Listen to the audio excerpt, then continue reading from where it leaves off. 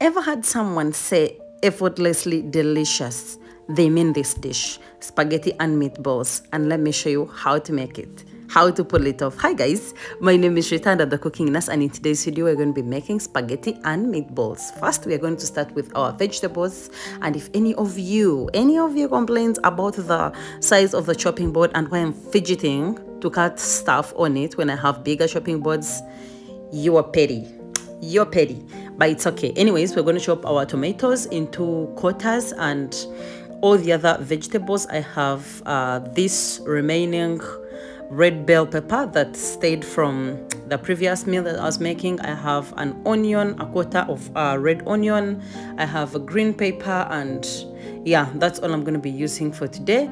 And the next step we're going to go on is roasting this. I'm not going to fry them like usual.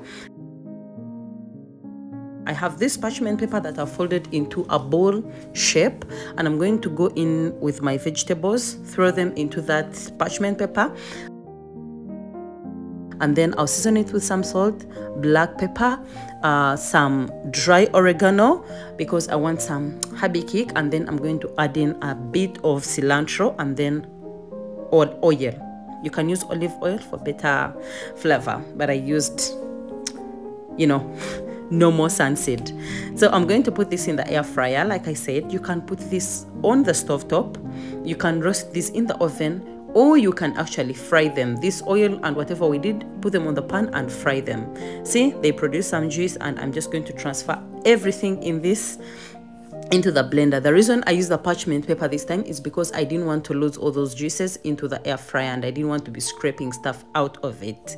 So I'm going to transfer this into the blender, and while I am going to be blending, anyways, before I go into requesting you to do something for me, I added in some little bit of stock so that it's easy for the vegetables to blend. But anyways, as they are blending, please take this moment to subscribe to this channel. Thank you so much. The goal is to hit 10k before Christmas, and it would be the greatest gift you can give me.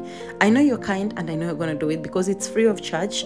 And please share with your friends. You never know who could actually be interested in taking some free lessons. Absolutely. Anyways, we're going to go on the pan, and we'll add on some little bit of that cooking oil and go in with our meatballs. Now, I order these meatballs when they're already made. However, I also have a video on how to make them in case you order for minced meat and you want to transform them into something more. But I get these ones from Sky Meat Shop in Intinda. If you follow me on Instagram, you already know this. And yeah, so they're already made. I don't have to suffer. And this meal is like one of those quick fixes. 30 minutes and you're good. It doesn't, need a lot of science because most of them are done at a go. You can be doing these meatballs where you're boiling spaghetti, or when you're doing something else and you're roasting your vegetables.